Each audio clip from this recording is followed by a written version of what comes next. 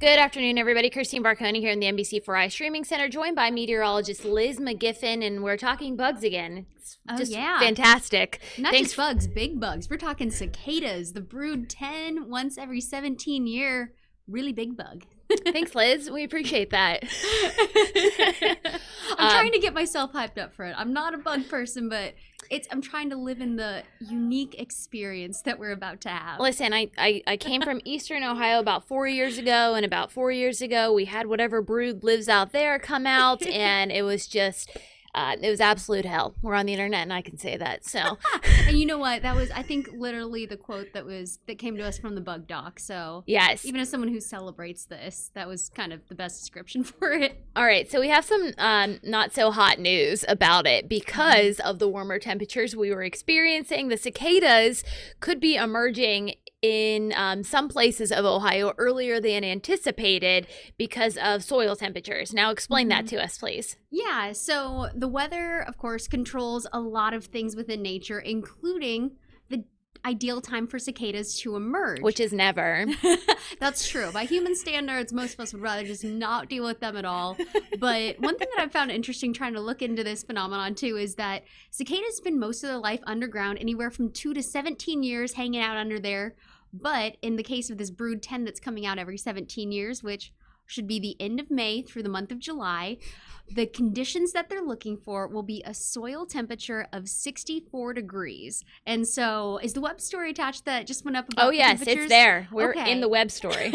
So, within the snark story, that wants to come out of my mouth every single time, I'm holding back right now. It might not seem like it, but I am. I promise you guys. There's just so many fascinating aspects, including... Yeah, fascinating. So, OSU has these stations scattered around Ohio, one of them in Columbus, where we get these daily reports of not only the air temperature, but the soil temperature. It looks like today we're sitting at about 57 degrees, so still a little too cool. And the ideal conditions we're talking about is soil temperatures being about 64 degrees and right after a good steady rain. So right now in Central pray for Ohio, a frost.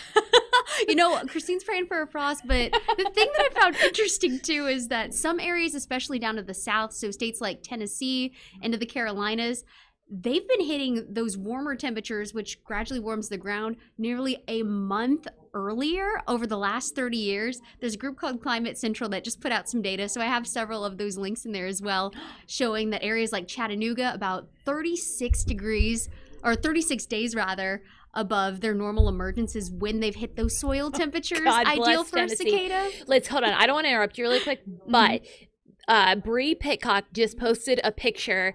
I don't know if it's her Etsy shop, but is a Etsy shop, and she made a mask. It looks like a mask with the cicada on it, and I just think worlds are colliding with that creation. Bree, you gotta let us know, did you make that, or did you find that on Etsy? That is fantastic, and I mean that in a way that I hate bugs, but Cicada like that's a mania fantastic idea. It's a good thing. And you and I were talking right before we went on that a lot of people not so psyched for this full-blown invasion of the cicadas. Listen, but because invasion is the proper word for it, Liz. Yes. And you know, I've been trying to figure out too, because it seems like cicadas almost have more benefits to our environment, to the soils, to the trees. Great. Than There's a reason. So I keep trying to figure out, so what is the purpose of these giant bugs? Because they just kind of show up, shed their shell, Ruin summer. they're only out for 5 to 6 weeks, so unfortunately, yeah, Feels it is a that lot start longer. of summer. Feels like forever, but they're out there for 5 to 6 weeks to mate, drop their eggs in a tree, which I found out, I want to say it's about 500 eggs, so that's why these guys can emerge in the billions. I'm out. Why we have so many bugs that we'll be able to look forward to heading our way. And it is interesting that it does things like, since they're emerging from the soil over. Completely. Mhm. They sound like a freight train. I'm hoping because I live in the city now that will be okay. But And that'll be an interesting thing too, because especially areas like Columbus, over the course of 17 years, we've had more and more development. Well, the cicadas who have been underground for 15 years. they don't know that. Exactly. They don't know that. So that is going to be a warning where I think it'll be especially interested in areas like Delaware County, where for a while I was doing some farm stories, went out there, Yeah. and one of the farmers made a comment about, oh yeah, one of the biggest things that we seem to be growing is our suburbs, we've got a lot of development going on. So Yeah, it's fastest it will growing be county interesting to see, yeah, areas that used to be more wooded now seem to be more of a family neighborhood environment. I'm thinking Grove The City. cicadas may I'm not thinking know. Orange Township. I'm thinking Yes. Sunbury. You guys have fun with that. I live in the city, so it was still a city 15 years ago, luckily. So maybe they have passed over. Maybe I've been passed over. We'll make this like biblical bugs. First comes the plague, then comes the swarm. So almost what it seems like, and that's also what I'm trying to look into some of the benefits that it can have for us. Where my first thought was it's going to be like a swarm of locusts; they're just going to knock everything No, out. it's not going to be like a swarm of locusts, Liz. It is a swarm of locusts. It is. Yeah, It's not good. They're going to take over like it, but hey, again, they're aerating the soil. They're providing a food source for. I was trying to figure out what eats these things. Dogs. Birds. Oh yeah, unfortunately, probably dogs. You probably have to watch out for that. Some squirrels, even. I'm glad they'll be fed. Happy Yeah, for they will 'em. probably. The birds, especially, probably going to be very nicely fed this summer.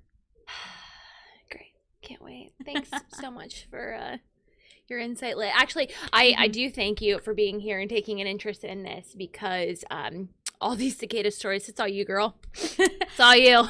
And it is one of those too where that's why I'm trying to figure out. I'm like, I'm just as curious, trying to figure out, okay, what kind of So in benefit are we Missouri, getting did you from guys using- have cicadas? Have you experienced Yes, this before? I think actually one of my horror stories was I grew up in the Kansas City area, went to school, University of Missouri, which is right in the middle part of the state. Okay. And I spent a summer there where they had an emergence of I don't think it was the brood 10, but it was a similar large brood. And I remember being so excited this summer. I was doing an internship. I had a hair that was probably still a little too poofy because I was just figuring out how to style my hair for TV. Well, you're in the Walking- South, so. That's true. Walking downtown, a cicada flew right into my No, hair. ma'am. Got No, caught ma'am. almost in like a net. No, And I man. don't think the hairspray helped. I think it attracted the bug, kind of 100% created a attracted net the bugs. for it. So I think this summer I'm going to walk around with hats as much as possible. That's a little bit of my almost PTSD from it where but also I remember as a kid thinking it was kind of cool to pick up the shell from the trees. Oh, So okay, those great. are- Yeah, you were one of those kids. Cool. Fantastic. So, and realizing, oh, there's not a bug in there anymore. This is kind of odd. So, Yeah. So odd. It's lovely. so always a fun family activity to, if you end up having the shells everywhere, I'm sure that you'll have, especially for elementary age kids. This it's might very surprise you, but I don't do fascinating. too much yard work. That's Definitely don't plan on picking up the hobby this year either. I'm interested to see all the pictures that come through as well because they just kind of shed It's their going to be a shell lot on of the tree pictures and of go me off. watching TV in the house until mid-July. You know, luckily that's at least the point of time where it kind of gets a little too warm. It's kind of nice the first couple days where it gets warm. Second half of May into June, I don't know, maybe that time where you're ready to be in the air conditioning anyway. I'm done talking about bugs. See you later, guys. Thanks, everyone.